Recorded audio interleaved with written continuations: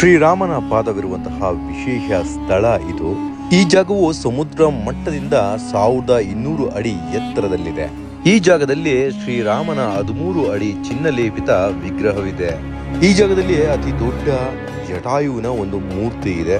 ನೀವು ನೋಡುತ್ತಿರುವುದು ಶ್ರೀರಾಮನ ಪಾದ. ಇದು ಅಲ್ಲಿ ದುಡ್ಡು ಹಾಕ್ಲಿಕ್ಕೆ ಜಾಗವೇ ಇಲ್ಲ, ಆದ್ರೂ ಎಷ್ಟು ದುಡ್ಡನ್ನ ಜನ ಹಾಕ್ತಾ ಇದ್ದಾರೆ ನೋಡಿ. ಇದು ರಾಮನಾಮಕ್ಕೆ ಇರುವಂತಹ ಶಕ್ತಿ.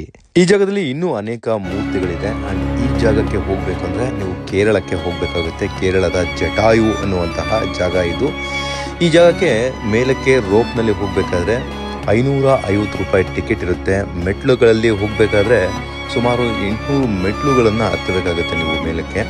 ಈ ಜಾಗದ ಬಗ್ಗೆ ಇನ್ನಷ್ಟು ಮಾಹಿತಿಯನ್ನ ನನ್ನ ಯೂಟ್ಯೂಬ್ ಚಾನಲ್ನಲ್ಲಿ ತಿಳಿಸ್ತೇನೆ. ಯಾಕಂದ್ರೆ ಕಂಪ್ಲೀಟ್ ವಿಡಿಯೋವನ್ನ ಮಾಡಿದ್ದೇನೆ.